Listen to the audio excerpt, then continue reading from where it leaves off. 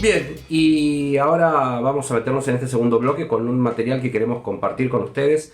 Se estrenó por la plataforma Flow. La plataforma Flow pertenece a Personal Cablevisión y de alguna manera ha dejado de ser solo un servicio de cable, sino que también es productora de contenidos. Y sigue siendo el espacio donde se pueden ver los diferentes cables, inclusive los cables premium y también otras plataformas, pero también tiene producciones originales, y esas producciones originales son de corte argentino, y dentro de esas producciones originales se estrenó y ya está disponible para ver en su totalidad El Hincha, que es una historia ambientada en el universo de las barras bravas, de los clubes de fútbol, sobre todo del ascenso en la República Argentina, con todo su andamiaje y aparataje, por un lado, de situaciones de marginalidad, violencia institucional, relaciones con la política, con las fuerzas de seguridad, etc.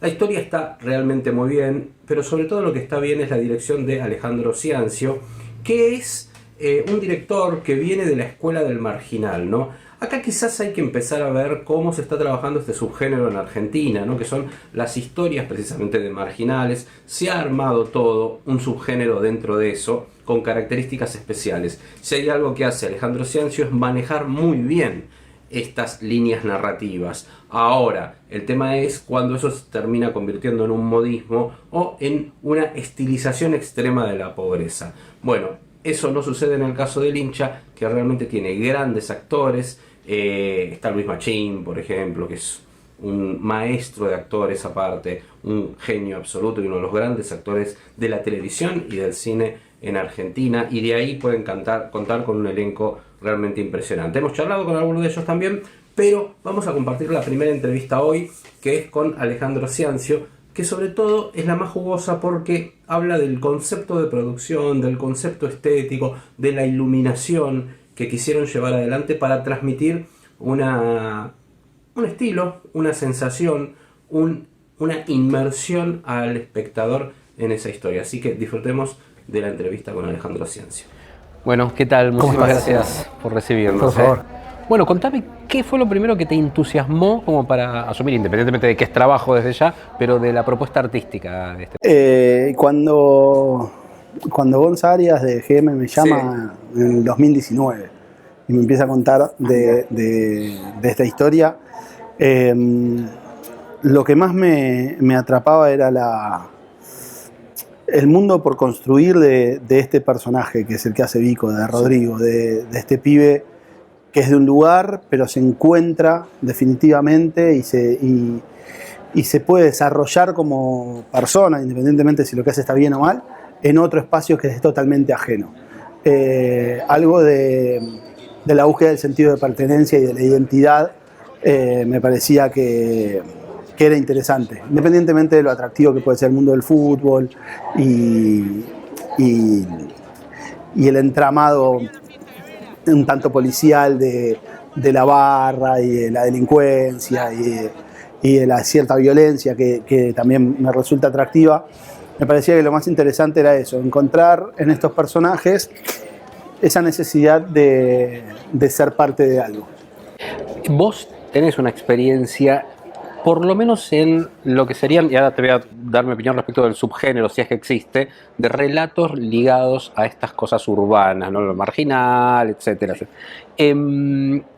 ¿Te parece que hay un subgénero en eso concretamente cuando se habla de estas cosas, estos relatos que son un género tronco, como vos citaste recién, hablaste de policial, pero en el subgénero de marginalidad, de alguna manera de autosuperación? ¿Hay algo de eso? Es que, ¿Te gusta? Te lo pregunto, ¿eh? Sí, puede ser, creo que hay... Como que hay una narrativa concreta, identificable. En el caso del marginal, muy claramente es el mundo carcelario. El mundo carcelario es un subgénero en sí mismo. Y creo que en nuestro caso, o en el caso de las series y las películas que tratan de las bandas, de la delincuencia, de lo que está por el costado de la sociedad, de los márgenes, me parece que a los efectos es como si fuese el mundo gángster norteamericano, en donde esa organización del mundo delictivo que termina siendo aspiracional, porque todos los malos son gente que hace dinero. Y que, digo, nosotros todavía no construimos esas realidades, nosotros seguimos identificando al adinerado y al poderoso en el empresario malo, más tradicional. Es interesante esa diferenciación. Y todavía no estamos desarrollando el mundo de esos márgenes sociales de delincuencia como personas que terminan siendo realmente exitosas. Siempre están en el proceso con poder, con mucho terror, generando mucho terror, pero no se vuelven Tony Soprano. No quedan incluidos en la sociedad, legitimados de alguna manera. Entonces, bueno, me parece que ahí esa es nuestra diferenciación. Digo, sería como un género gángster, pero latinoamericano. Clarísimo, quedó muy, muy claro.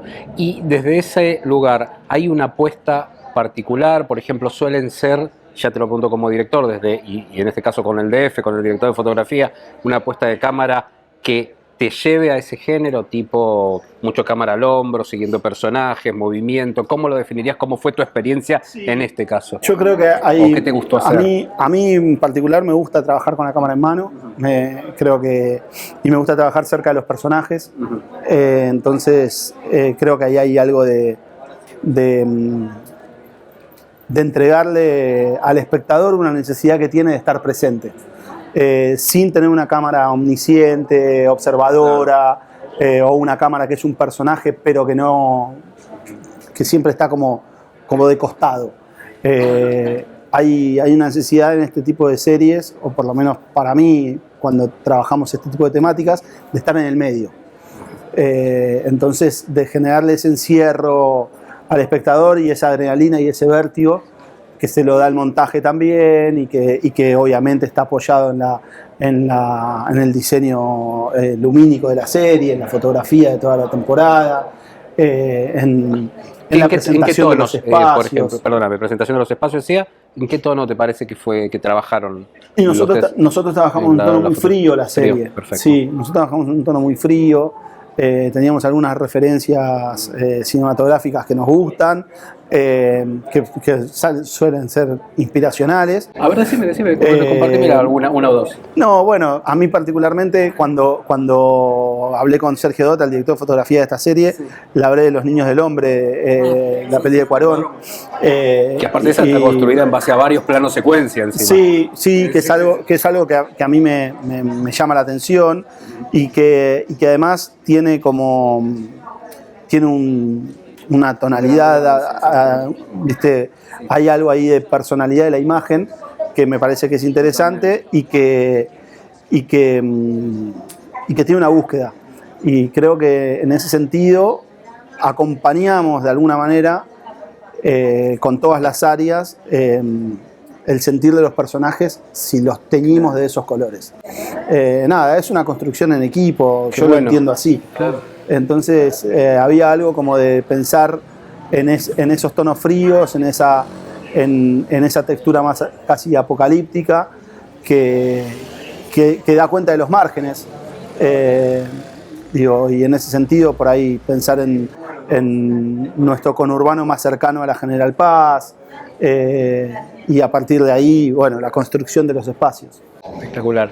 Y la última, te vi saludar ahí a Luis Machín, que es uno de los tantos nombres impresionantes que tiene la serie. ¿Cómo es tu vínculo en el tema de la dirección actoral, ¿no? ¿Te das lugar a un tipo como Luis Machín que tranquilamente te puede sacar algo más interesante, inclusive que hay en el texto? ¿Das lugar a eso? ¿Cómo fue la dinámica en la serie? A mí me gusta mucho el trabajo con los actores. Justo en el caso de Luis, es un actor al que conozco de muchos años ya, por suerte. Es un amigo, te diría, del medio. Y a mí no me gusta ensayar mucho. De hecho, no ensayamos nada. Sí, pasamos la escena antes de tirar la toma, pero sobre todo trabajamos mucho en quiénes son estos personajes, cuáles son las motivaciones, en dónde están parados, cuáles son sus necesidades y cuáles son las contradicciones que viven. Entonces, en la construcción de ese mundo del personaje, dejándole claro al actor quién es ese personaje, ¿no? Después se le permite y tiene la posibilidad, ellos que tenemos un gran elenco, de hacer su trabajo y de correrse de Luis Machín y pasar a ser Gonzalo Arias. Y yo creo que cuando ves la serie, cuando ves al personaje que hace Luis, no lo estás viendo a Luis. Y eso me parece que es un gran logro por parte de él y del elenco y del trabajo en conjunto que se hace. Creo mucho en hablar con los actores de los personajes, en escuchar todas las ideas y los miedos y las ocurrencias que tienen. Y me parece que una parte importante del trabajo del director, teniendo en cuenta que uno ve el macro de la historia, es ayudarlos dentro de todo ese abanico de posibilidades que ellos tienen, siendo tan grandes artistas, elegir la nota exacta para el momento particular en el que está el personaje en ese momento en la serie. Creo que lo lograron. Sí, creo que lo logramos y creo que yo creo que hago ese trabajo con ellos y soy muy agradecido de la escucha atenta que tienen a lo que uno les dice, así que nada, feliz.